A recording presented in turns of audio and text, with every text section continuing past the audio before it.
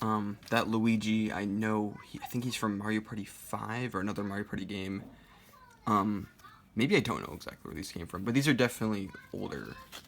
And if you look inside, it's a bit strange because it's actually supposed to be held vertically. Most manuals are horizontal, but I guess to sort of imitate the DS, now it has a bit of a dual screen setup, they did it like this. A very weird decision, but it sticks out. Like, it has a weird bird's eye perspective with these pipes. I don't know if I'm covering up too much with my hands. Can't really see it that well. Next page has a little nice style to it.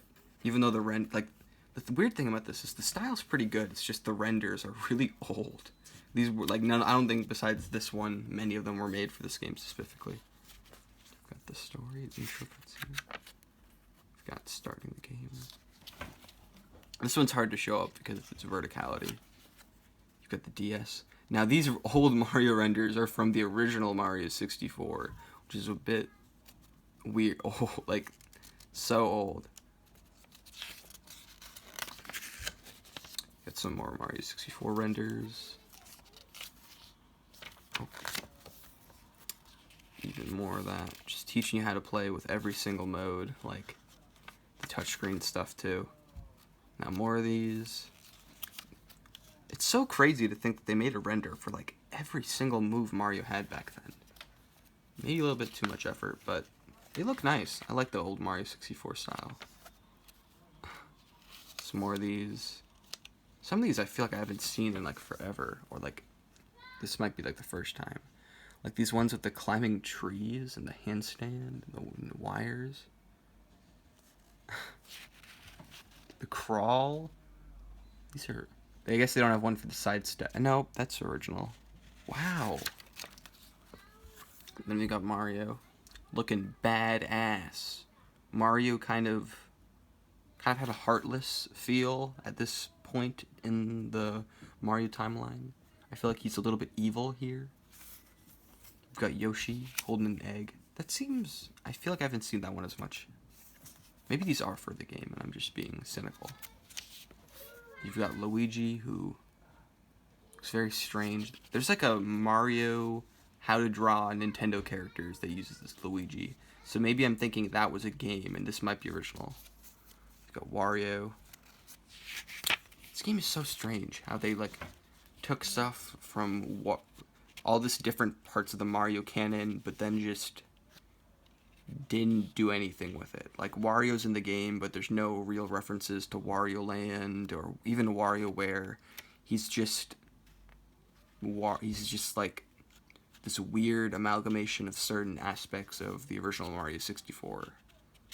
Also, this move, the swing and fling, I feel like no one has ever done this. Ever. Because it's only in the versus mode. And like, who's going to do that? Who's going to play as Wario in the versus mode? You get the adventure mode. The map. Then we have pause menu, camera, control, changing caps. Actually, this cap's weird. No, those are pretty standard. They do look a bit odd. Items. Mini games. VS Battle. They kind of focus on this a bit too much. Maybe they were just trying to show off the DS download play, but it's just kind of weird. This is so weird how they like do this weird little not Venn diagram, this little chart. Can attack, can ground pound, they can attack each other. Alright. Why would you, I don't know. Ask Peach. Alright. We go over some little bonus stuff like the draw feature. And that's the end of the manual. This is a really strange manual for a weird game. I feel like there's a lot to be said about this game that hasn't, because usually people focus on the poor controls.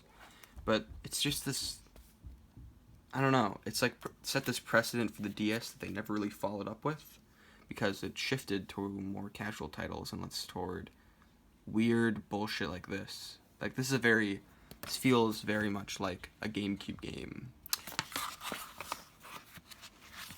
Well, maybe not too much, but there are a lot of GameCube to DS sequels that are very strange because sometimes they introduce new mechanics, even if they're worse because they're on the DS. Very, the DS. They tried their best, the DS. The next game is New Super Mario Bros. In Japan, this box is yellow. All the New Super Mario Bros. Games are cool colors in Japan, except for maybe Mario U. Jump into an all-new Mario adventure. I don't have the manual of this title. I do have the health and safety precautions. It's an okay game. Showing off the mini games right there in the versus mode. Is that the versus mode? Yeah, the versus mode there. I'm doing a bad job of showing this off. I'm sorry. DS is so weird. I think this ridge is based on there's a similar ridge to this on the original DS design. These do give me that original DS feeling. Just strangeness. I'm gonna go for these tiles last. These next two cases I made myself. Mario Kart DS. Yeah. And Mario Party DS. Mario Kart DS. It's pretty good. It's a good Mario Kart game. Very bland visuals. Kind of gives me a bit of a stripped down Super Mario 64 DS feeling. It's the weirdness of this, but stripped down to just being kind of odd, but also a bit bland. Mario Party DS is pretty good. I played this one a lot. The item shops have really cheap items, so that's a bit of a weird thing because it makes it so easy to just buy items, and it kind of changes the game, non-intentionally. This is a cool box art though. The Mario Party ones always have cool scenes, or at least they used to. I'm trying to remember the Mario Party 9 one. It's just a car or something. An all new Mario Party. Ooh. Yeah, they've got the same Mario renders, like that Wario one that I think was in the 64 DS thing. I kind of steamrolled through those when I spent way too long on Mario 64 DS. Next we have Mario and Luigi Partners in Time. It's a great game. Not a great game, it's good. Twice the Bros, Twice the Insanity. Rumble Pack compatible. This one is not Rumble Pack compatible. It's so weird, there's not that many single player games on DS. It's very multiplayer like console, like the N64. Use both screens, dodge attacks. This art, I like how for the first two Mario and Luigi games, they had these big art pieces, and they used them on the box in America, but in Japan they had very simple boxes, as is sort of a tradition there. Oh, this one I've got the full deal. I've got the Nintendo Power insert with the spin jump art. Get a guide for Partners in Time, as well as Harry Potter. This thing folds out all the way. It's so strange. I'm really bummed that I never submitted any Nintendo Power stuff. I had so many games, but my computer at the time couldn't really run the site, so I kind of got put off from doing it. And by the time I realized that it was over, it was too late. I could have had so many weird rewards, but it's over. Ooh, what game was this health and safety thing from? I did not put it back. I think it was... I'll just put it in 64 DS. Here's the manual. This one is a little bit of a cool thing in how there's somewhere on there where they misspell Partners in Time as Partners in Crime. Where is it? It's there somewhere.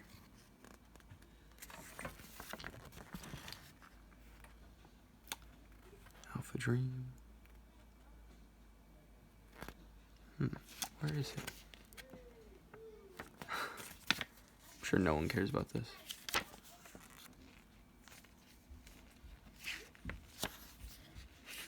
Man, this manual is stylish.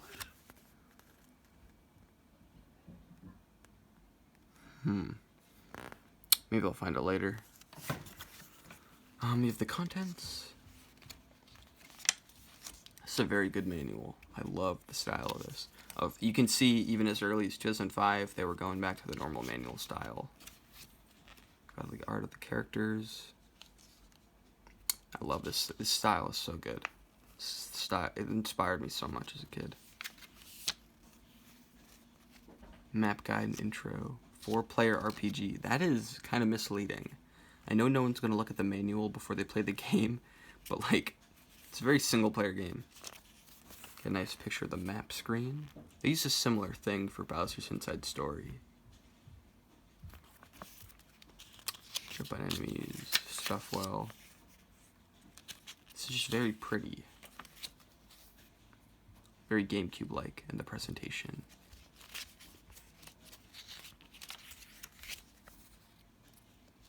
Actions. A lot of stuff. Bros Ball. There are a few weird moves in this game that never came back. Like the infamous baby cakes. Ooh.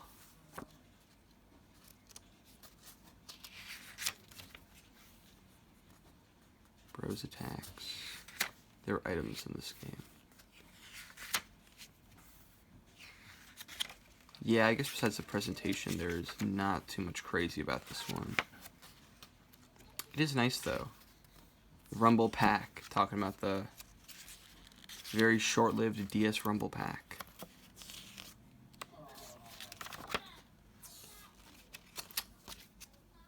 Yeah, the back is yellow.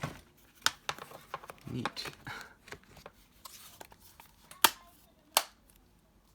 And you thought the last adventure was hilarious? Maybe I did. Maybe I didn't. And finally, for this part, we have Mario & Luigi Bowser's Inside Story. This is one of my favorite games, maybe of all time. I love it to pieces. This box art is simple, and I feel like in general it probably isn't as a definitive enough game to have a simple box art like this. But in Japan, they were keeping up a tradition, so they kind of shifted that over here. But to me, this is just iconic. I have a poster, or I used to have a poster up that had art similar to this. It's just wonderful. On the back, it's very similar to Partners in Time. Now they have this like wacky background with some information. I feel like the background is like a similar like vibe. Like, oh, you have this time thing that's kind of like the portals, and then you have this inside thing that's kind of like inside Bowser. Open the game up. Ooh, the Nintendo Power insert has, oh my god, there's so much stuff in here. I definitely bought a second copy of this game just because I love it. If you like Bowser's Inside Story, you'll like these games. Whoa. I wonder what this barcode is for. Maybe it's for Partners in Time. I don't know. I wonder if these sites are still up. Zelda.com. I wonder where it's on that now. Probably like Breath of the Wild, if anything. Mario.Nintendo. We have the Join the Club. It's a lot sleeker. It reminds me of the...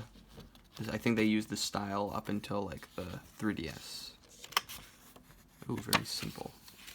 Yeah, no weird pictures of... No Nintendo Power thing. Yeah, I guess they were kind of over that by now. It was winding down. Like 2012 was the last year. This was 2009. Or 2010. No, it's definitely 2009. Health and safety. I don't know why I'm looking at that. And then the manual itself. Similar to the Partners in Time one, this one has some cool set dressing, but isn't the craziest thing. I do like this. It's very bubbly. Got all the characters. Got some Blorb Toads. I'm sorry if I'm bad at showing this off. I feel like I'm not using part of the screen real estate correctly. You've got controls. And it is basically the same deal as the other one. There's a little bit of a different thing, like there's a little bit of a graphic for battle there, but it's more or less yeah. Staff credits is still interesting. So yeah, that's Inside Story, and that's the end of part 1. I feel like this is super boring unless you're a very specific type of person who obsesses over this kind of thing like me. I'm sorry. Next part, I'm gonna go over the Wario games and other first-party Nintendo games that are not casual.